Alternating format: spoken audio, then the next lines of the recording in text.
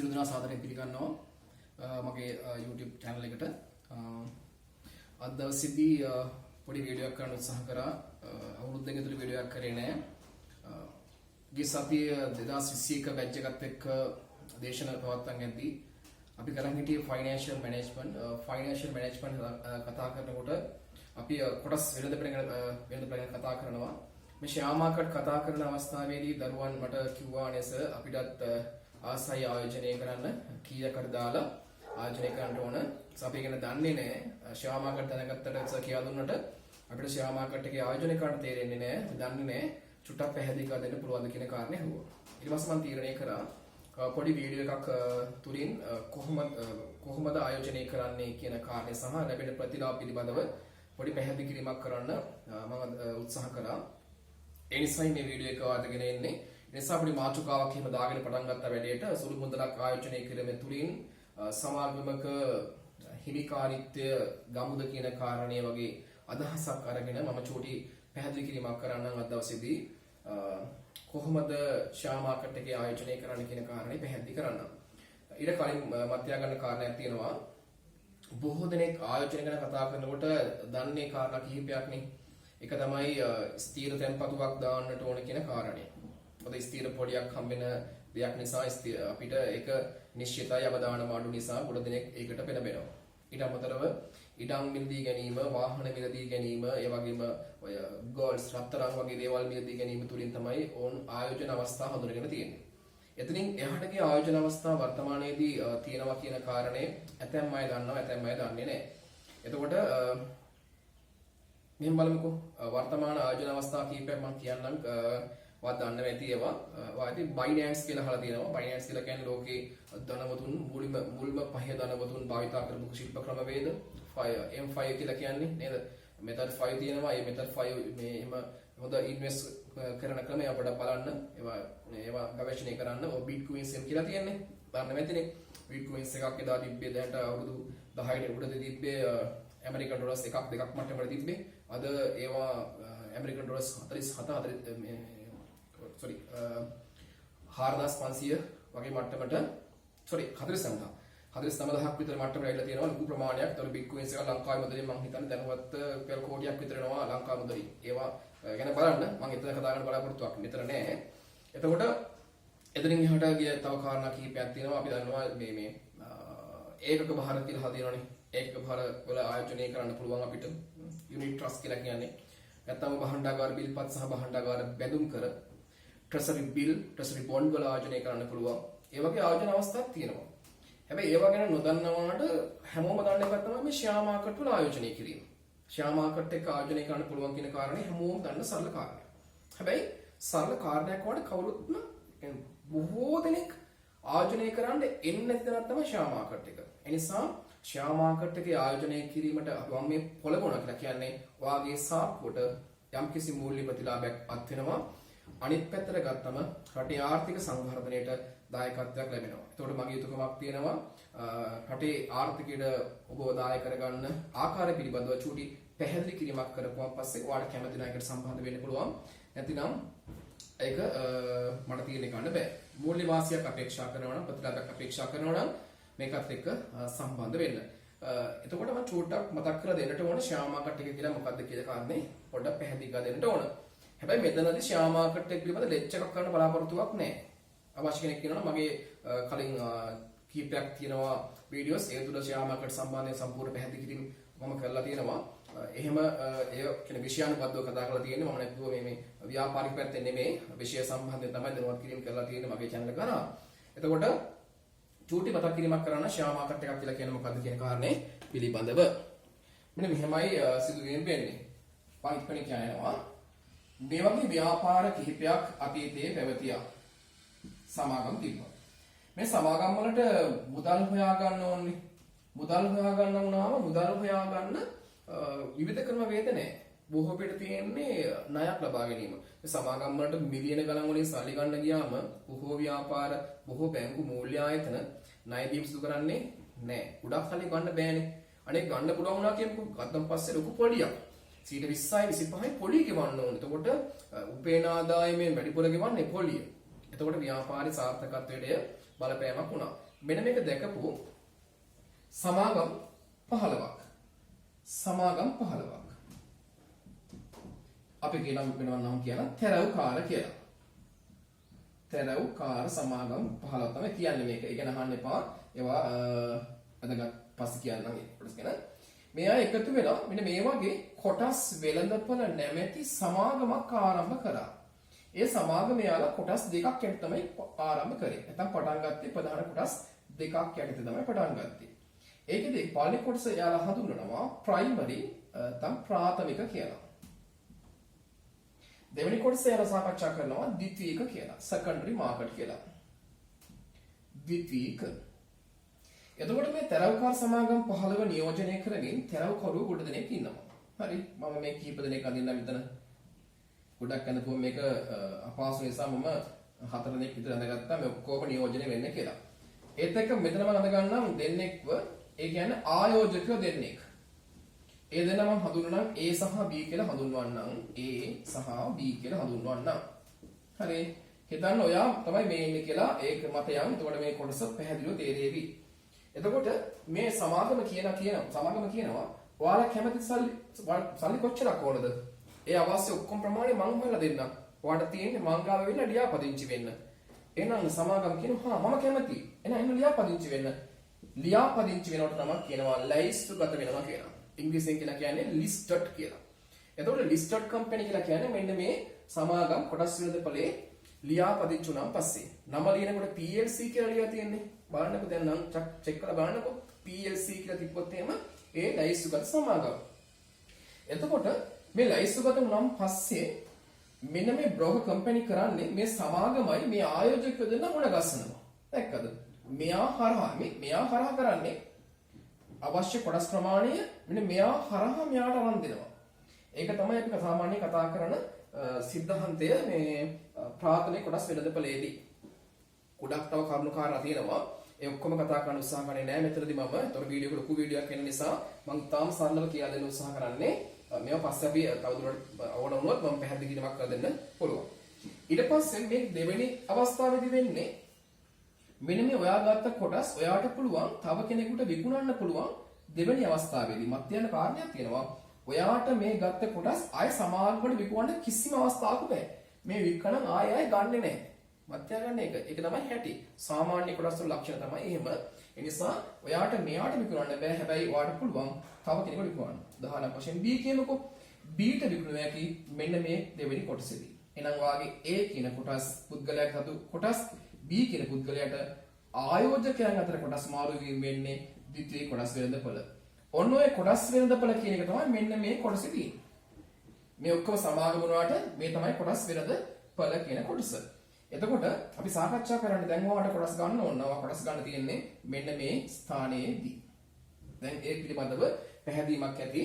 තව චූටි කතන්දරයක් මම කියලා දෙන්නම්. කොටසක් කියන්නේ මොකද්ද කියන කාරණේ ගොඩක් අය දන්නේ නැහැ. ඒ නිසා මම සරලව කියන්න මෙන්න මේ කතන්දරයක්. මේ විදිහට මම ඉඩමක් අරගෙන ඉඩම කොටස් කරලා මම එක කොටසක් ගන්නවා මෙන්න මේ විදිහට. අපි දන්නවා කුඩා කොටස අපි කියනවා purchase එකක් කියලා. එහෙනම් මේ purchase එකක් කියලා කියන්නේ සමස්ත ඉඩම් බෙදපුවා මේ purchase එකක් කියලා කිව්වා වගේ තමයි මතය ගන්න. මේ සමාගමක සමස්ත ප්‍රාග්ධනයේ බෙදපු කුඩාම ඒකකය අපි කියන කොටසක් කියලා. ඒක තේරුම් නැත්නම් සරලව අහගන්න. මේ සමාගමේ ප්‍රාග්ධනය රුපියල් ලක්ෂයයි නම් හිතමු ලක්ෂයයි කියලා. ලක්ෂයයි නම් මේක බෙදන්න පුළුවන් 10යි. 10න් බෙදුවොත් 10000යි. එතකොට රුපියල් 10යි කොටසක් කොටස් 10000ක් තියෙනවා. සමස්ත ප්‍රාග්ධනය ලක්ෂයයි. ඇහුවොත් මගෙන් ඇයි 10න් බෙදුවේ කියලා ඕනනම් මේක 20න් බෙදන්න පුළුවන්. ඕනනම් මේක 30න් බෙදන්න පුළුවන්. ඕනනම් මේක 50න් බෙදන්න පුළුවන්. සරල උත්තරයක්. මේ ඉඩමේ පර්චේස් එකක් රුපියල් 10000යි වෙන්න පුළුවන්, 20000යි වෙන්න පුළුවන්, 30000යි වෙන්න පුළුවන්, ලක්ෂයයි 2යි 3යි 5යි වෙන්න පුළුවන්. ඒක තීරණය කරන්නේ හිමිකරුවා. ආන්නේ වගේ මේකෙත් සමාගමේ ඩිරෙක්ටර් බෝඩ් එක තමයි තීරණය කරන්නේ කොටසක අගය 50යි 60යි 100යි කියලා තීරණය කරන්නේ ඩිරෙක්ටර් බෝඩ් එක. එම තීරණය කරන්න ගන්නා වූ ඩිසිෂන් ගොඩාක් තියෙනවා. ඒක කතා කරන්න අවශ්‍යතාවයක් නැහැ මෙතන. මෙතන කතා කරන්න පාඩමක් නෙමෙයි. එතකොට මේක තමයි කොටසක් කියලා කියන්නේ. ඔයාට පුළුවන් මේ වගේ කොටසක් සමාගමෙන් අරගෙන මේ සමාගමේ අයිතිකාරයෙක් වෙන්න පුළුවන්.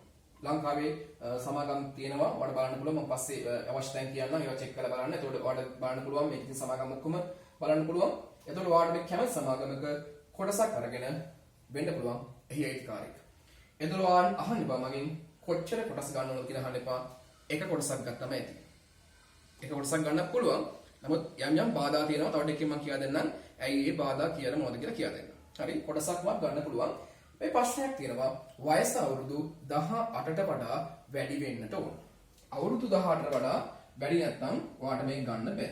දැන් 21 දරුවෝගේ මම කිව්වා මෙහෙමයි දැන් ඔයාලා ගන්න බෑ බං ඔය හරියන්නේ නැහැ කියලා. ඊපස්සේ නෑ සර් ඔක්කොම 18ට වඩා වැඩි.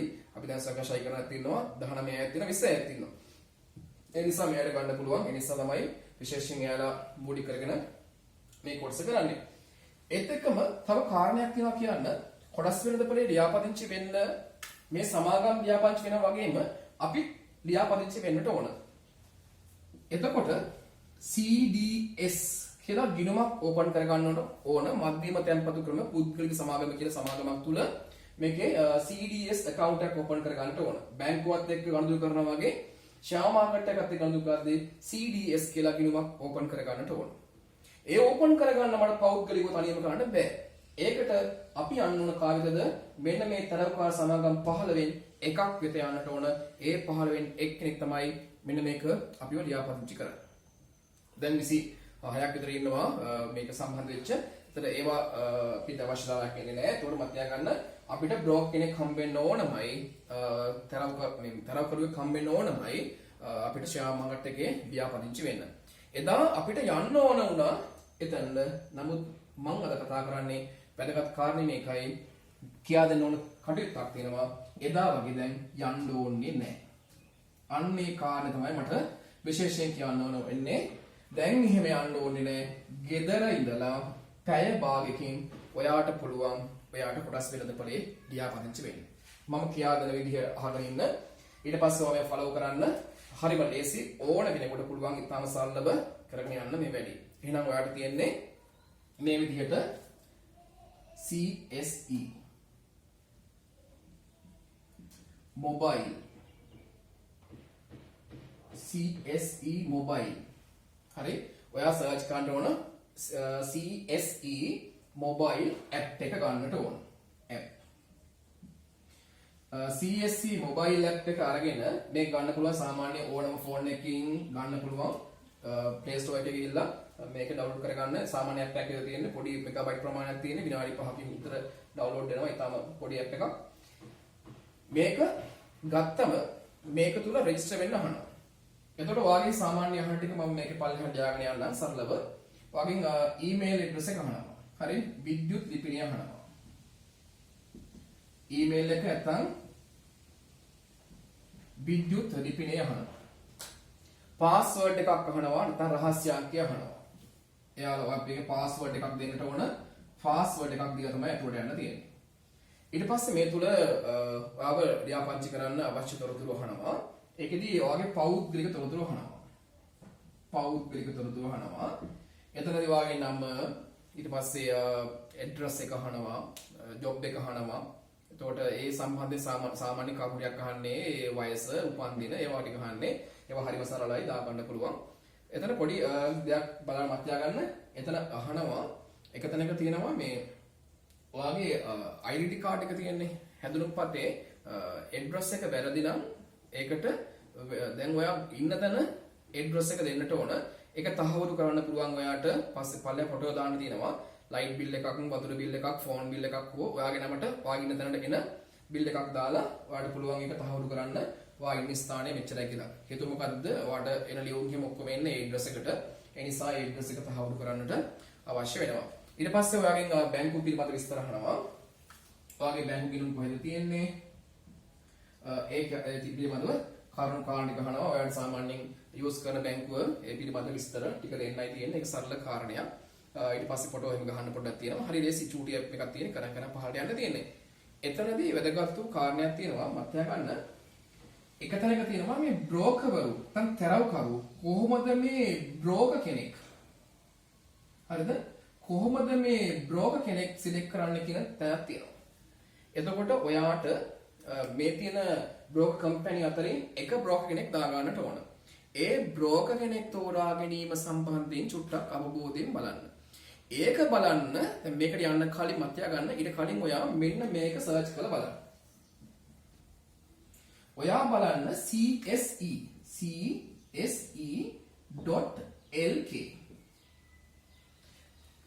Colombo Stock Exchange.lk කියන සයිට් එකට ගිහිල්ලා බලන්න වෙබ්සයිට් එකට ගිහින් බලන්න මේකේ තියෙනවා බ්‍රෝකර්ස්ලා පිළිබඳ ඔක්කොම විස්තර තියෙනවා. එතකොට ඔයා හොඳ බ්‍රෝකර් කෙනෙක් තෝරගන්නට ඕන. හොඳ බ්‍රෝකර් කෙනෙක් තෝරගන්නවා කිව්වම දැන් ආයි කොහොමද හොඳ බ්‍රෝකර් කෙනෙක් තෝරගන්නේ? අපි දන්නේ නැහැනේ. දන්න අය ප්‍රශ්නයක් නැහැ. දන්නේ නැති අය මම පොඩ්ඩක් පැහැදිලි කරන්නම්. මම ස්ටඩි කරන්න මම පොඩි මූලික මේ කොටස මේ කරන්නේ. ඔයාලට පුළුවන් බ්‍රෝක් කම්පැනි බලන්න. ඒතර බ්‍රෝක් කම්පැනි වල මෙහෙම එකක් තියෙනවා. මම ඔයාලට මතකද කිව්වා ඔයාට එක කොටසක් හරි ගන්න පුළුවන් කියලා. හැබැයි සෑම බ්‍රෝක් කම්පැනියක්ම කොටසක් විතරක් ගන්න දෙන්නේ නැහැ. හේතුව මොකක්ද දන්නවද? මේ බ්‍රෝකර්ස්ලාට හම්බෙන්නේ කමිෂන් එකක් නේ. ඔයා උපයන ලාභය කියන පස්සේ මම කියා දෙන්න කියා දුන්නේ නැහැ. ඔයා උපයන ලාභයෙන් යමක් නෙමෙයි බ්‍රෝකර්ස් වලට හම්බෙන්නේ මදායට හම්බෙන්නේ කමිෂන් එකක් හම්බෙන්නේ. ඒ කමිෂන් එක අපේක්ෂාවෙන් යාලා වැඩ කරන්නේ. එතකොට මේ අය කොටස් 5ක් ගන්න කොටස් 10ක් ගන්න එහෙම ගත්තම ඇත්තටම එයාට ලාභයක් නැහැනේ. රුපියල් 10ක් විතර කොටස් බෙල්ලපොඩි ආයෝජනය කරලා තියෙන්නේ. 750ක් රුපියලක් එයාලට හම්බෙන්නේ. එතකොට එයාලට කස්ටමර්ට මේ සපෝට් කරන්නට ඕන සර්විස් එක දෙන්නට ඕන ඇති ඉන්කම් එකක් නැහැ. ඒ නිසා යාලා තමන්ගේ කම්පැනි එක දෙනවා ලිමිට් එකක් දෙනවා. අපි 25000න් උඩට විතරයි කරන්නේ. අපි 50000න් උඩට කරන්නේ. අපි ලක්ෂ 5න් උඩට කරන්නේ. ලක්ෂ 10න් උඩට කරන්නේ. ඒ වගේ දෙනවා. එතකොට ඔයාලා බලපුවම සමහර කම්පැනිස් තියෙනවා ඔය ජොන් කීල්ස් වගේ මේ උඩම টপ කම්පැනිස් තියෙනවා මේ තරවකාර සමාගම් වල. එයාලා පටන් ගන්නෙම මිනිමම් ඉන්වෙස්ට්මන්ට් එක ලක්ෂ 5යි. එහෙම ලොකු මට්ටමකින් පටන් ගන්නෙ. ලක්ෂ 5 ලක්ෂ 3 උඩින් පටන් ගන්නෙ. එතකොට අපිට තාම මේ පිළිබඳ අවබෝධයක් නැති නිසා එහෙම ඉන්වෙස්ට් කරන්න බෑ. එහෙම නොත් එම ඔයාගේ සල්ලි නිකන් විනාශ වෙලා යයි. එතකොට ඔයා කරන්න තියෙන්නේ සාමාන්‍ය පල්ලෙහා මට්ටමක ඉන්වෙස්ට් කරන්න පුළුවන්. හොයා ගන්න රුපියල් 15000 20000 ඉන්වෙස්ට් කරන්න පුළුවන් ඒවා තියෙනවා. එතකොට ඔයා බලන්න පාලනී කාරණේ තරවකරු එක් හොයාගැනීමේදී තරවකරුවෙක් නෙමෙයි යන්නේ. තරවකරුවෙක් හොයා ගැනීමේදී අංක 1 කාරණේ මත ගන්න ලිමිට් එක මත ලිමිට් එක අහන්න කොච්චරද කියලා. අනෙක් කාරණේ අහන්න එයාලා ඉන්නේ කොහෙද කියලා අහන්න. ගොඩක් ඉන්නේ කොළඹ තමයි. නමුත් ඔයා ඉන්න ප්‍රදේශයට ආසන්න තැනකින් බ්‍රාන්ච් එකක් හරි තියෙනවා නම් ඒක වටිනවා. ඒක නැතත් ප්‍රශ්නයක් වෙන්නේ නැහැ. වටිනවා. ඒ පිළිබඳ පොඩ්ඩක් අහලා බලන්න දෙවෙනි කාරණේ විදිහට. තුන්වෙනි කාරණේ අහන්න එයාලා ගනුදෙනු කරන මොකද්ද බැංකුව කියලා. ඒක වටිනවා. ඒ කියන්නේ එයාලා ගනුදෙනු කරන බැංකුව ගත්තම අපි ගනුදෙනු කරන බැංකුවත් එක්ක සමානයි නම් උදාහරණයක් මම සම්පත් කරන්නේ මගේ බ්‍රෝකර් කරන සම්පත්. ඒතර මට ගැටලුවක් නැහැ. අපි දෙකොල්ලොට හරි ඉක්මනින් ට්‍රාන්සැක්ෂන් ලේසි. මට සල්ලි දාන්නත් එයා මට මේ ෆන්ඩ් රිෆන්ඩ් කරන්නත් මාර ලේසි. එතකොට අපි අතර මේ වැඩේ ක්වික්. ඒක මාර වටිනවා. අනික තමයි එයාගෙන් අහන්න ඕන ඔයාලා පාවිච්චි කරන ඇප් එක මොකක්ද කියලා. පුටම පැහැදිලි කරනම් ඇප් එක කියලා කියන්නේ දැන් අපි දාගත්තානේ CSC මොබයිල් ඇප් කියලා. CSC මොබයිල් ඇප් එක කියලා කියන්නේ ඒකෙන් වෙන්නේ ෂෙයා මාකට් එකේ ලියාපදිංචි වෙලා ඉන්න. ලියාපදිංචි කරනවා. ෂෙයා මාකට් එක පිළිබඳ විස්තර අපිට නිරන්තරයෙන් දැනුවත් කරනවා. උදාහරණයක් විදිහට අපිට හැමදාම එනවා ෂෙයා මාකට් එකේ එක එක සමාගම් වල වාර්ෂික මේ ගිණුම් වාර්තා, මූල්‍ය ප්‍රකාශන එනවා. ඒ වගේම අලුතෙන් මේක බාර ගන්නේ සුළුකුම්පත් මහා විනිමය කමිෂන් සභාවනේ. ඒ සභාවේ නෝටිස් එනවා. එතකොට අපිට වැදගත් වූ සියලු නෝටිස් ටික ඔක්කොම අපිට එන්නේ මෙන්න මේ ඇප් එක හරහා. ඒ ඇප් එක හරහා අපිට ගනුදෙනු කරන්න හැකියාවක් නැහැ. එතකොට අපි ගනුදෙනු කරන්න වෙනම ඇප් එකක් තියෙනවා. හරිද? ඇප් තුනක් තියෙනවා. අපි හඳුනාගත්ත සිස්ටම් ඇප් තුනක් තියෙනවා. ඒ ඇප් තුන තමයි යොදාගන්නේ ගනුදෙනු කරන්න. හරිද?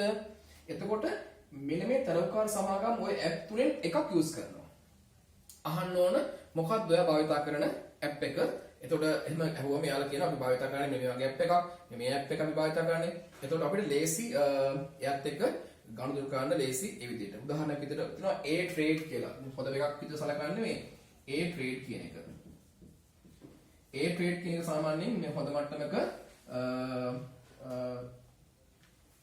කරන්න පුළුවන් මට්ටමක හොඳ මේ මට්ටමක තියෙන ඇප් එකක් තමයි මේ A trade. ගොඩක් අය මේ A trade කියන ඇප් එක භාවිතා කරනවා. ඒක තරවකාර සමාගමෙන් අහලා කරන්නට ඕන. එයාලා කියනවා මේක කරගන්න මෙහෙම කරන්න කියලා අපිට මේ සපෝට් එක දෙනවා. අපි රෙජිස්ටර් කරාන් පස්සේ අපිට අංකයක් දීලා පාස්වර්ඩ් එකක් දීලා ආදාළ ඇප් එක පෙන්නලා ඒ ඇප් එක කරා අපිව එයාත් එක්ක සම්බන්ධ කර ගන්නවා. ඒ කාල පිළිබඳව පොඩ්ඩක් හොයලා බලන්නට ඕන. අනෙක් කාලේ බලන්න ඕන තරවකාර සමාගම් ගත්තම මතය ගන්න මේ තරවකාර සමාගම් විවිධ පරීක්ෂණ කරනවා. පර්යේෂණ. ඒ කියන්නේ මේ සියලු සමාගම් පිළිබඳව මේ ලැයිස්තුව සමාගම් පිළිබඳව හොයලා බලලා අපිට කියනවා මෙන්න මේ ඉදිරි කාලයේදී මෙන්න මේ සමාගම් වල ෂෙයාර්ස් වල වැඩිවීමක් සිදු වේවි. ඒ නිසා පොඩ්ඩක් අවධානයෙන් ඒ සම්බන්ධයෙන් ඉන්න කියලා එහෙම අපිව ගයිඩ් කරනවා. අපිට උපදෙස් දෙනවා. අන්න ඒ වගේ උපදෙස් දෙන පර්යේෂණයක් ක්‍රියාත්මක වෙන එකක් හොයාගත්තා නම් අපිට ඇත්තටම මූල්‍ය අතින් වාසියක් අත් වෙනවා. අන්න ඒව පිළිබඳව චුට්ටක් මතක තියාගන්න ඕන. හරි. එතකොට මේවා තමයි සාමාන්‍ය බ්‍රෝ කෙනෙක් හොයාගද්දී දැනගන්න තියෙන දේවල්. එතකොට මෙන්න මේ CSC app එක පුරවන් යනකොට ඔයාට බ්‍රෝ කෙනෙක් තෝරන්න වෙනවා. එතකොට ඔයා csc.lk ගිහිල්ලා සර්ච් කරලා බලන්න කවුද හොඳ බ්‍රෝකර්ස්ලා කියලා බලන්න. ඔක්කොම එකයි. ඔක්කොම එකයි. චූටි චූටි වෙනස්කම් තියෙන්නේ. හොඳයි කියලා එහෙම කියන්න බෑ. මම අර කිව්වා වගේ මේ තමන්ට පොඩ්ඩක් වාසි කෙනෙක් හොයාගන්න නැතුව මේ මහා වාසියක් නෑ. ඔක්කොම එකම කාරණේ කරන්නේ. සාමාන්‍ය කෙනෙක් කියලා නිකන් කෝක ඉබුවත් ප්‍රශ්නයක් නෑ. ඔබන්න කලින් වඩ කලින් කෙනෙක් හොයාගත්තා නම් චුට්ටක් බැලුවනම් හොඳයි කියන කාරණාව මේ පැහැදිලි කරේ.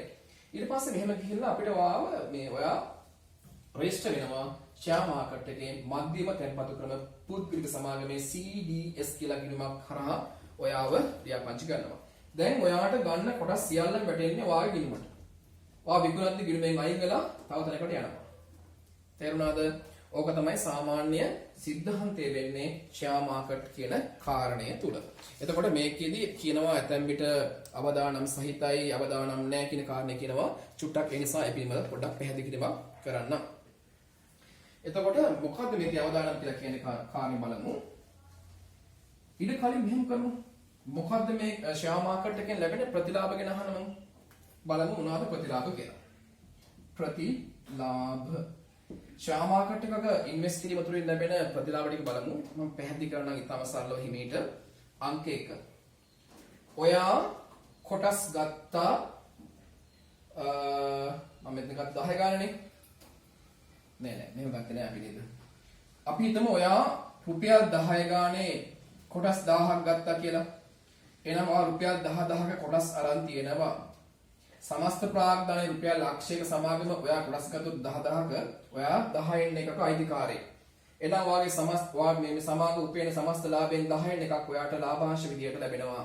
ඔයාගේ සාක්කුවට ලාභාංශ විදියට හම්බ වෙනවා. ඒ කියන්නේ ඔයා සමාගමේ අයිතිකාරයෙක්. ඒ නිසා සමාගම උපයන ලාභය ඔයාට හම්බ වෙනවා. ඔන්න පළවෙනි එක ලාභාංශ.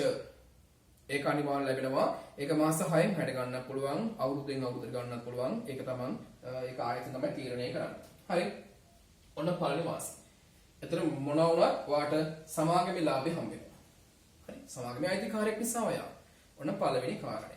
දෙවෙනි කාරණේ තමයි ඔයාට ප්‍රසාද කොටස් හම්බ වෙන්න පුළුවන්. සමාගම හැමදාම හම්බෙන්නේ නැහැ. සමාගම ඇතැම් අවස්ථාවන් වලදී ප්‍රසාද ෆ්‍රී කොටස් ලබා දෙනවා. බෝනස් ෂෙයාර්ස් කියලා කියන්නේ. එහෙනම් බෝනස් ෂෙයා ලබා දෙනවා. ආයෙත් දිනවා හිමිකම් නිකුතුව කියලා. ඒතකොට හිමිකම් නිකුතුව කියලා කියන්නේ මේ සමාගම් වලට තව ප්‍රාග්ධනය වුණ කියමු සල්ලි වුණ කියමුකෝ. එහෙනම් කොටස් නිකුත් කරනවා. ඒ කොටස් මහජනයා නිකුත් කරන්නේ නැහැ. සමාගමේ ඉන්න අයටමයි නිකුත් කරන්නේ. මාර වාසි. මොකද්ද වාසිය ලැබුවොත් මෙහෙම මතය ගන්න. ඔයා රුපියල් 10ට ගත්ත කොටසක් හැමදාම 10ට තියෙන්නේ නැහැ. ඔයා පර්චේස් එකක් ගත්තේ රුපියල් 50000 ගානේ නම් මේ ඒ 50000ට හැමදාම තියෙන්නේ නැහැ. අවුරුදු දෙකක් තුනක් යනකොට 50000 60000 70000 ඔක රුපියල් ලක්ෂ 5යි වෙන්නත් පුළුවන්. ඒ වගේම වටිනාකම වැඩි වෙනකොට මෙන්න මේ වගේ ඡායකේ වටිනාකම වැඩි වෙනවා. රුපියල් 10ට ගත්ත එක දැන් අපි කියමු 20යි කියලා. දැන් මාකට් එක යන්නේ 20 ගානේ. ගත්තේ 10ට. දැන් විකුණන්න පුළුවන් 20 ගානේ. දැනට මම රුපියල් 10ක ලාභයක් කරා. රුපියල් 10ක ලාභයක් කරා කොටසකට. ඒතර කොටස් 10ට වා රුපියල් 10000ක ලාභයක් කරන් දැනටම. එහෙම යන්නේ. එතකොට මතය ගන්න මෙන්න මේකේ ලාභාංශ හම්බ වෙනවා වගේම මෙන්න මේ කොටස් වල අගය වැඩි වීමකුත් සිදු වෙනවනේ. හරි. එතකොට හිමිකම් නිකුත් වේදී කියලා කියන්නේ සමාගමේ ඉන්න අයට දෙනවා නැවත කොටස් රුපියල් 10 ගානේ. පව් හදාට වඩා විකුණන බව 20 ගානේ. ඔන්න හිමිකම් නිකුත් වේදින වාසි. දැන් ඒවා ලොකුවට දින ගන්න ඕන නම් පොත්පත්ෙන් කියවන්න වෙනවා. පොඩ්ඩක් කතා කරලා එහෙම තේරෙන්නේ නැහැ. නමුත් දල අවබෝධයක් එන්නට ඕන. ඔන්න හිමිකම් නිකුතු හරහා ප්‍රතිලාභයක් ලැබෙන්න පුළුවන්. ඊට අමතරව තියෙනවා වාසියක් තියෙනවා. දැන් හිතමු මෙන්න මෙහෙම කාරණයක්. දැන් 10 ගත්ත කොටසක් දැන් 20යි. ඔයාලට 20 ගානේ විකුණන්න පුළුවන් ෂෙයා මාකට් එකේ. එතකොට මේ B කියන කෙනා ගන්නේ රුපියල් 20ට ෂෙයාර් එකක්. එතකොට මත්යා ගන්න 10ට ගත්තක් B 20ට නම් එතකොට ඔයාලට රුපියල් 10ක වාසියක් තියෙනවා. ඒක අපි කියනවා ප්‍රාග්ධන ලාභය කියලා. එතකොට මේ B ගත්ත කෙනා B කියමුකෝ දැන් ගත්තේ. දැන් B ගාව තමයි කොටස් තියෙන්නේ. B ට පුළුවන් ඕන විකුණන්න එක ඉමීට 25 ගානේ 30 ගානේ විකුණන්න පුළුවන්. ඒක තව ටිකකින් කියලා දෙන්නම්. ඒක අපි හිතුවත් එහෙම විකුණන්න බෑ. අපිට තේරෙනවා ඉඩමක් මේ ප්‍රදේශයේ යන්නේ මෙන්න මේ ගානට කියලා. ඒ ගාන අපි කියමුකෝ 25000 කියලා. අපි 90000 කියවට කවුරුත් ගන්නෙ නෑනේ. එතකොට අපි දැනගන්න ඕන 25000 නම් 27000ක් වගේ කියලා පොඩ්ඩක් තියාගෙන ඉන්න දැනගන්න ඕන. ඒවා තව ටිකකින් මම කියලා දෙන්නම් කොහොමද අපි මිලදී ගැනීමේදී සහ විකිණීමේදී කටයුතු කළ යුතු වන්නේ කියලා කියන කාරණේ කියන්නම්. මේවා කියන ප්‍රාග්ධන ලාභ කියලා. ඊට අමතරව තියෙනවා තව කොටසක් කතා කරන්න. මෙහෙම කිව්වොත් චල පුරවන්න නැහැ. අපි හිතමු මෙහෙම කාරණයක්.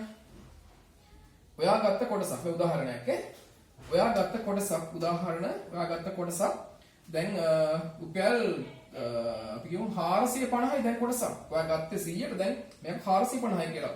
දැන් මේ කොටසක වටිනාකම වැඩිනේ. ලොකු වගයක්නේ. මේ වගේ ලොකු වගයක් කාපුවම මිනිස්සු මිලට ගන්න පෙළෙන්නේ නැහැ. වටිනාකම වැඩි වෙච්චම කොටස් ගන්න පුළුවන් ප්‍රමාණය අඩු වෙන්නේ. ඒ වගේ අවස්ථාවට සමාගම කරන්නේ මේ කොටස් කඩනවා. උදාහරණයක් 50යි කොටසට කඩනවා. මේ 450 කඩන කුඩා කොටස් වලට විභේදනය කරනවා. ඒ වගේ අවස්ථාවලදී ද්‍රවශීලතාව කියලා කියන්නේ මේවා විකුණන අමාරුයි. නමුත් මේවා විකුණන ලේසි. ඒතර අපේ ද්‍රවශීලතාවය වැඩි වෙන්න හේතු කාරණා වෙනවා. එච්චර ලොකුට ඕනේ නැහැ. සාමාන්‍ය මතය ගන්න කොටස් විරුද්ධ ඵලයේ ආයෝජනය කිරීම නිසා ලාභාංශ හම්බ වෙනවා. ඊට අමතරව කොටස් වැඩි මිලට විකිණීම නිසා ප්‍රාග්ධන ලාභ ගන්න පුළුවන්. ඕකේ දෙපැත්තක් දෝලණය වෙනවා. ඕකේ යවුම් හැපත් වෙන්නත් පුළුවන්. හැම එකම තියෙනවා රිස්ක් එකක්. අපි දන්නවා බැංකුව දැම්මොත් රිස්ක් එකක් නැහැ. 110 නම් පොඩි 110 පොඩි හම්බ වෙනවා. මොන වසංගතේ තිබ්බත් 110 හම්බ වෙනවා. මම තියාගන්න කාරණයක් තියෙනවා. මේ වගේ හිම් වෙන්නේ නැහැ. වැඩි වෙන්නත් පුළුවන්, අඩු වෙන්නත් පුළුවන්. උදාහරණයක් ඔයාලා ගත්තේ කොටසක් රුපියල් 10 ගානේ රට කඩා වැටෙනවා. ආර්ථික විවිධ වැටෙනවා. උදාහරණයක් විසින් ඔයා ගත්තේ හොටෙල් එක. ලංකාවේ ප්‍රසිද්ධ හොටෙල් එක තමයි ෂෙයාර්ස් ගත්තේ.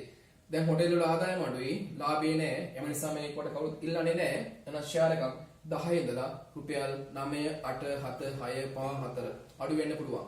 අඩු වෙනකොට බයට විකුණන්න හොඳ නැහැ. අඩු වුණා කියලා බයට විකුණන්න එපා. බයට විකුණනවා කියලා කියන්නේ මේක කෙටි කාල ආයෝජනයක් නෙමෙයි. අපි අවුරුදු 4ක් 5ක් තියා ගන්නට ඕන. කරන්න දෙයක් නැහැ. මේවා අපි කියන්නේ මධ්‍ය හා දිගු කාල ආයෝජන තමයි මේ ෂෙයා මාකට් කියලා කියන්නේ. අද ගත්තා හෙට දෙන්න නම් මේවා ගන්න එපා. එහෙම ගන්නත් පුළුවන්. නමුත් ඒක සාර්ථක වෙන්නේ නැහැ. නිසා සාමාන්‍යයෙන් මධ්‍ය හා දිගු කාලින අවුරුද්ද සහ අවුරුද්දෙන් එහාට තමයි මේ වගේ ප්‍රතිලාභ භුක්ති විඳින්න පුළුවන් වෙන්නේ. සාමාන්‍යයෙන් ෂෙයා මාකට් එක ආයෝජනය කරන කලින් සාමාන්‍යව බලන්න කාරණයක් තියෙනවා අවුරුද්දක්වත් අවම වශයෙන් මේක ෆලෝ කරන්න. උදාහරණයක් විදිහට වර්තමානයේ ෂෙයා මාකට් එකේ දෙවැන්ද චරිතයක් වන ධම්මික පෙරේරා ලංකාවේ අංක 1 කෝටිපතියා ධම්මික පෙරේරා වසර ගණනාවක් අධ්‍යයනය කරනවා රුපියල් ලක්ෂ 3ක මුදලක් මේකට යොදලා එයා අවුරුදු ගාණක් ස්ටඩි කරනවා ෂෙයා මාකට් එකේ හැසිරෙන්නේ කොහොමද කියලා. ඒ හැසිරීම අනුව තමයි එයා තීරණය කරන්නේ කොහොමද ෂෙයාර් එකක් මිලට ගන්න කියන කාරණේ. ඊට පස්සේ තමයි එයා ක්‍රමානුකූලව ෂෙයාර්ස් අරගෙන අද ෂෙයා මාකට් එකේ විශාල ප්‍රමාණයක දායකත්වයක් එයා උසුරනවා ෂෙයා මාකට් එකේදී. හරි. එහෙනම් ඔයාලට ෂෙයා මාකට් එකේ ආයෝජනය කරනකොට මෙන්න මෙහෙමයි තමයි කරන්න තියෙන්නේ. ෂෙයා මාකට් එකේ තියෙනවා අපිට එක එක කැටගරිස් තියෙනවා. උදාහරණයක් අපි ගමු හෝටල් තියෙනවා. රෝහල් තියෙනවා. බීම වර්ග තියෙන බෙවරේජ් කම්පැනි තියෙනවා. බීම කම්පැනි තියෙනවා. ඊට පස්සේ අපි ගමු ෆයිනෑන්ෂියල් කම්පැනි තියෙනවා. මූල්‍ය කම්පැනි තියෙනවා. ෆයිනෑන්ෂියල් ගත්තම බැංකුත් එක්ක සියල්ලම තියෙනවා. මේ වගේ කැටගරි ගොඩාක් තියෙනවා. හැබැයි අපි ඔහි ගන්න නැතුව අපි තීරණය කරන්නට ඕන මේ කුමන එකක ආයෝජනය කරනවද කියලා. හැබැයි අපි ආයෝජනය කරන මත්යා ගන්න අපි තැන් කීපයක ආයෝජනය කරන්නට ඕන. ගොඩක් අය මේ ආයෝජනය කරනකොට පටල ගන්න දෙයක් තමයි අන්න ඒක. ඔහි ආයෝජනය කරනවා. එහෙම බෑ. අපි දැන් වාගාව තියෙන 25000 කියමු. 25000න් ඔයා බ්‍රෝකර්ට කියන්න මට මගේ පෝර්ට්ෆෝලියෝ එක. පෝර්ට්ෆෝලියෝ කියලා කියන්නේ ආයෝජන කලම. තව ටිකකින් කියා දෙන්නම්. ආයෝජන කලමක් හදාගෙන මට දෙන්න අවුරුද්දක් ස්ටඩි කරන්න. ස්ටඩි කරලා මම ඊට පස්සේ ඉන්වෙස්ට් කරන්නම්. දැම්ම ඉන්වෙස්ට් කරන්න බෑ. චුට්ටක් මට දෙන්න හැදෙන්න ඕන. මට මේකේ මම ඔකේ අග මුල දැනගන්නට ඕන කියලා වා ඉල්ලීමක් කරන්න. බ්‍රෝකර් කියනවා කිසි ප්‍රශ්නයක් නෑ සර්. වා ස්ටඩි කරන්න මෙන්න මේ ෂෙයාර්ස් ටික කරගන්න කියලා. ඒතර ඔයා ගන්නකො හොටෙල්ස් වලින් ගන්න ෂෙයාර්ස් කම්පැනි දෙකකින් විතර ෂෙයාර්ස් පොඩ්ඩක් ගන්න. රෝහල් වලින් දෙයක් විතර ගන්න. බීම කම්පැනි දෙයක් විතර ගන්න. මූල්‍ය කම්පැනි දෙයක් විතර ගන්න. ඒතර සමාගම් 7ක 8ක වා ෂෙයාර්ස් ගන්න පොඩි පොඩි ගගයන් වලින්. 5000 7000 8000 සල්ලි තියවනම් 50000ක් දක්වා විතර යන්න අරගෙන බලාගෙන ඉන්න මොකද වෙන්නේ කියලා. බලන්න. ඔයා බලන්න දැන්. මම ගත්තේ නම් කියන්නේ මම XY. මම X කියන කම්පැනියේ ගත්ත ෂෙයාර් එකක් රුපියල් 76 ගානේ. මේ ගන්න අපි AB. A කියන රෝහලේ මම ගත්තේ රුපියල් 160 ගානේ ගත්තේ. මේවා ගන්න නෑ මම ඕනේ නෑ. හිතමුකෝ ගත්තා කියලා. දැන් බලනවා රෝහල් වල දැන් 160 ගත්ත එක දැන් වාඩි විකුණන්න බෑ 175ට විකුණන්න පුළුවන්. දැන් ඔන්න වැඩි වෙලා. හැබැයි ඔයා හෝඩ් එක ගත්ත 176යි දැන් 76 දැන් රුපියල් 70යි. අඩු වෙලා. චුට්ටක් බලන් ඉන්න මොකද වෙන්නේ කියලා. දැන් ඔයා කල්පනා කරන්න මේකට දැම්මේ නැතුව මේකට දාලා තිබ්බනම් හොඳයි නේද කියලා. ඒ බය වෙන්න එපා. රට නැවත වෙනස් වෙද්දී මේ 76ක 100 125 150 වෙන්නත් පුළුවන්. ඒක ඔයා ස්ටඩි කරන්න ඕන හිමීට. ඉතින් මට මේ කියා දෙන්න බෑ. ඔයාම බලන්නට ඕන. මේ වගේ වැඩි වෙනවා, මේ වගේ අඩු වෙනවා. හැබැයි අර මේ මොකಾದ වගේ ලාභ ගන්න මේක දාන 160ට 175යි. මේක ඉලික්කා. ඊට පස්සේ බලන් ඉතියා අරුගේ වැඩි වෙනවා. උගේ ගන්න ඕන. උගේ ගන්න ඕන. මෙහෙම පිස්සු වගේ එහෙටයි දාගෙන යන්න එපා. එහෙම වුණොත් ප්‍රතිලාභයක් නැති වෙනවා. හිමීට කරන්නට ඕන. තේරුණාද වැඩි? හිමීට කරන්නට ඕන. හරි. මම මේ ටිකේ දාලා බලන් ඉන්නම්. මොකද වෙන්නේ කියලා. අනික් කාරණා තමයි ගොඩාක් අර කියන්නේ මොකි කලන්දරයක් කියනවා මේ මෙහෙම ඇයි දාන්න කියලා කියන්නේ නේද? මේක වදන වොරන් බෆට්. වොරන් බෆට් කියලා කියන්නේ ලෝකේ මුල්ම පහේ ඉන්න කෝටිපතියෙක්. යා කියනවා don't put all eggs same bucket. ඒ කියන්නේ සියලුම බිත්තර එකම පඳුරකට දාන්න එපා කියලා කියනවා. ඒ කියන්නේ ඔයාගේ ධනය, ඔයාගේ ආයෝජන සල්ලි එකම තැනක ආයෝජනය කරන්න එපා. උදාහරණයක් කියමුකෝ X කියන එක ඔක්කොම දැම්මා. මේක ලාභ ලැබුවොත් ලාභයි, පාඩු ලැබුවොත් පාඩුයි. එහෙම එපා කියනවා. එයා කියන්නේ මේකේ දැන් කීපයක දාන්න. මේ තුනක් පාඩුයි. මේ ගොඩක් ලාභයි.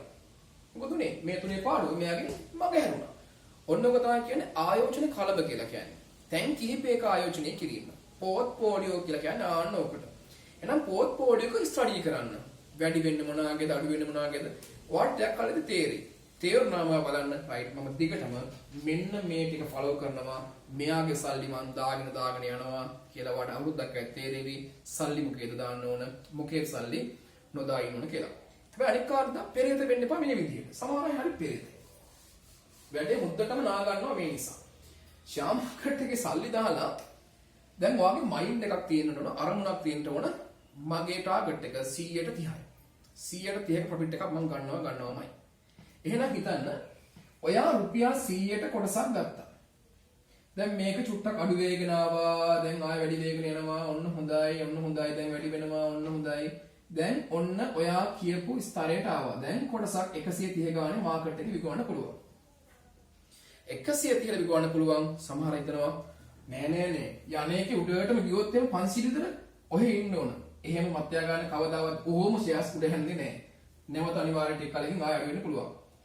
එහෙම පෙරහිත වෙන්නේ නැතුව දැන් අපි ටාගට් එක කීයද? මට 130ක ලාභයක් ගන්න ඕන. එහෙනම් 100ට ගත්ත 130 දෙන්න පුළුවන්. දැන් මට 30ක් තියෙනවා. ඒ වගේ වෙලාවට විකුණන්න. පැහැදිලිද? ඒ වගේ වෙලාවට විකුණන්න ඕන. එතකොට ඔයා ටාගට් කරන වාගේ ලාභ කොටස අරගෙන තියෙනවා. ඊට පස්සේ වඩා පුළුවන් තමන් කැමති තැනක නැවත ෂෙයාර් එකක් ගන්න පුළුවන් තව කොහෙන් හරි. එහෙම තමයි මේක යන්නේ. තේරුණාද? අන්න ඒ කාරණේ චුට්ටක් අවබෝධයෙන් ඉන්නට ඕන මේ වැඩේදී. තව එකක් තමයි ආයෝජනය කරනකොට මතක තියාගන්න සාමාන්‍යයෙන් ඔයා ආයෝජනය කරන ලක්ෂ 5ක් ලක්ෂ 5ක් ආයෝජනය කරනවා නම් ඒ ලක්ෂ 5න් යම්කිසි ප්‍රමාණයක් රුපියල් ලක්ෂයක් විතර දාන්න සාමාන්‍ය ලොකු සමාගමක. ඒ කියන්නේ සාමාන්‍යයෙන් ෂෙයාර් එක ඉහළ පහළ යන්නේ නැති එක දාන්න. බලමුකෝ අපි එක සමාගමක් මම නම් කියන්නේ නෑ. එතකොට ඔයාලා මේක මේ මම එහෙම කියන අවස්ථාවක් නෑ. ඔයාලට බලන්න පුළුවන් නම් මේ කම්පැනිස් වල සමාගමක් තියෙනවා Y කියලා. මේ Y සමාගමේ ෂෙයාර් එකක් බලන්න පුළුවන් නේ. අවුරුදු ගාණක් තිස්සේ බලන්න පුළුවන්. එක එක සමාගම අධිශනය කරන්න පුළුවන් නේ. ඒ පහසුකම් සියල්ල දීලා තියෙන්නේ. බලන්න පුළුවන් අපිට ඕන තරම්. මේ Y කියන සමාගමේ ෂෙයාර් එකක් රුපියල් තිබ්බේ නිකුත් කරේ 15 ගානේ. මේක ගියා රුපියල් 18ට. දැන් ආයෙ තියෙන්නේ 15. 15යි 50 වැඩි වෙනවා 15යි 45 වෙනවා 15 වෙනවා 16 වෙනවා.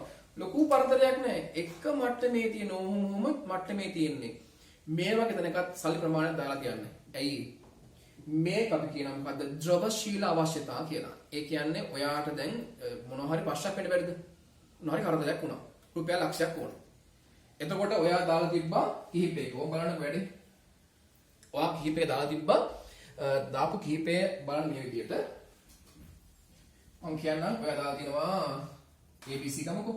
A B C D වල දාලා තියෙනවා. A කියන එකේ ෂෙයාර් එක 15 වැටලා. B 15 වැටලා, C 15 වැටලා මාකට් ඩ්‍රොප්. හැබැයි D කියන මම කියවනේ D කියන පොඩක් ස්ථාවර සමාගමක්. ඒ වගේ ෂෙයාර් එකක් වැඩි වෙන්නේ නැහැ. ඔහොම සාමාන්‍යයෙන් ඔහොම දිගටම බලනකොට 15 25 15යි 15 50යි එහෙම යන්නේ. මේකෙදි මම දැන් වික්ක කියලා මට පාඩුවක් වෙන්නේ නැහැ. හැබැයි හිටපු කාලේ මට ලාභාංශ හම්බුණානේ. නේද? සමාගමෙන් ලාභාංශ හම්බුණා. හැබැයි මට ඕන ලාභයක් ගාලා විකවන්න පුළුවන් ද්‍රවශීලතා අවශ්‍යතා සඳහා අපි යම්කිසි ප්‍රමාණයක කොටස් ප්‍රමාණයක් මෙන්න මේ වගේ තැනකට යොදවලා තියන්නට ඕන. තේරුණාද? එන්න ඒ කොටස් ටික පිළිබඳව අධ්‍යයනය කරන්න. මේක දැන් සරලව කිව්වට තව ලොකු කාරණයක් මේක තියෙනවා. මේ අභ්‍යන්තර කරුණු ගොඩක් තියෙනවා. ඒවා පිළිබඳව හිමි ස්ටඩි කරන්න. ස්ටඩි කරලා චූටි අවබෝධ කරගෙන මෙහර ආවනම් එක එක කරන්න. ස්ටෙප් ස්ටෙප් කරන්න. එතකොට ඔයාලට දකින්න හම්බ වෙනවා කරුණු කාරණා හම්බ වෙනවා. මම මේ කිව්ව ඒවා හොයන්න. හොයනකොට තමන් පිළිබඳ අවබෝධයක් එනවා. මෙන්න මේවා හොඳයි මේවා හොඳයි මේවා හොඳයි කියලා අවබෝධයක් එනවා. එතකොට ඔයා තීරණය කරන්න ෂෙයා මාකට් එකේ ඉන්වෙස්ට් කරපික හොඳයිද නැද්ද කියන කාරණේ වාට තීරණය කරන්න පුළුවන් වෙනවා. හරි. ඊට අමතරව මේ ෂෙයා මාකට් එකේ තියෙනවා මිල දර්ශක තියෙනවා. ඔයාලා ඇති S&P 20 මිල දර්ශකය, සියලු කොටස් මිල දර්ශකය මහලා ඇති. ඒ දර්ශක පිළිබඳව අවබෝධයක් අරගෙන බලන්න පුළුවන් ෂෙයා මාකට් එකේ වැඩි වෙනවා. මේ අවස්ථර හොඳයි. මේ ෂෙයා මාකට් එක අඩු වෙනවා. කියන්නේ බෙයා මාකට්, බුල් මාකට් නේද? හලදිනේ වැඩි වෙනවා, අඩු වෙනවා කියන කාරණේ පිළිබඳව බලන්න. එතකොට ඔයාටම තේරෙවි මම මොකේද ආයෝජනය කරන්න ඕන කියලා. කවුරු කෙනෙක් කරන්න එපා. ඔයා විසින්ම ෂෙයා මාකට් එක හොඳට ස්ටඩි කරන්න. මේ සමාගම් ස්ටඩි කරන්න. එතකොට ඔයාට තේරෙවි විශේෂයෙන්ම ඔයාලා ඇප් එක දාගත්තම මොබයිල් ඇප් එක තියෙන්නේ. දාගත්තම ඇප් එකට නිතර වෙනවා සමාගම් වල මූල්‍ය ප්‍රකාශන එනවා. සහ සමාගම් වල නෝටිස් එනවා. ඒවා බල හිමීට කරලා පොඩි මුදලක් ආයෝජනය කරලා ක්‍රමානුකූලව ටික ගිහිල්ලා සමාගම් වල ලොකු පුටුවකට වාඩි වෙන්න පුළුවන් හරියට වැඩ කරගෙන ගියොත්. ඒ නිසා ඒ ගමන මේ හිමීට යන්න කලබල වෙන්නේ නැතුව අපි අවුරුදු 15ක් 10ක් දාන්නකො අවුරුදු 10ක් ඇතුළත ගෙදර ඉඳලා මාසෙකට රුපියල් ලක්ෂ 4-5ක් එන විදිහට ඉන්කම් හිමී හදා ගන්න නිදහසේ මනස සැහැල්ලුවේ. කවුරුත් වැඩ කරන්නේ නැහැ. අපි සල්ලි දාලා දෙනවා සමාගම වැඩ කරනවා. අපිට මහසි වෙන දෙයක් නැහැ. අපිට ගෙදර ඉන්නයි තියෙන්නේ. වෙලාවට සල්ලි අපිට එනවා. පැහැදිලිද? ඕක තමයි සාමාන්‍ය ක්‍රමවේදය. මේ හා ස්ටඩි කරන්න මොන හරි ගැටලුවක් ආවොත් අපි ඉස්සරහදී කතා කරමු. මට මේ දරුවට කියයි. ඒ හරම මම අවශ්‍ය මේ එක එක කොටස් තියෙනවානේ. උදාහරණයක් විදිහට අපි කියමුකෝ A trade කියන ඇප් එක කොහොමද ගනුදෙනු කරන්නේ? කොහොමද සේල් එකක් කරන්නේ? කොහොමද බයි එකක් කරන්නේ කොහොමද? ඒ පිළිබඳව මම Zoom meet නැක් වගේ අරගෙන පුළුවන් නම් කියලා දෙන්න පුළුවන්. එතකොට අපිට මේ ඒ වගේ දේවල් පිළිබඳව platform පිළිබඳව කියලා දෙන්න පුළුවන් කොහොමද කරන්නේ කියලා. ස්ටඩි කරන්න මේවා හිතනවා යමක් ලැබෙන්නේ නැති කියලා ඒ පිළිබඳව අවධානය යොමු කරන්න. තව කෙනෙකුට දැනගන්න මේක රහසක් නෙමෙයි මේක මිනිස්සු හැමෝම කරන දෙයක්. ඒ නිසා මේක දැනගන්න ෂෙයා කරලා එයාට කියන්න ඔයත් ආයෝජනය කරන්න කියලා. රටේ ආර්ථිකය හදන්නත් අපේ සාප් හදා ගන්නත් මේ කාරණේ හරහා අපිට හැකි වේවි. ඒත් එක්කම කැමති නම් අප මේ අලුත් වීඩියෝස් බලන්න ඕන නම් subscribe බටන් එක ඔබලා මාව subscribe කරගන්න. එහෙනම් එච්චරයි කියන්න තියෙන්නේ. බොහොම ස්තුතියි වීඩියෝ එක හා සම්බන්ධ වුණ හැමෝටම.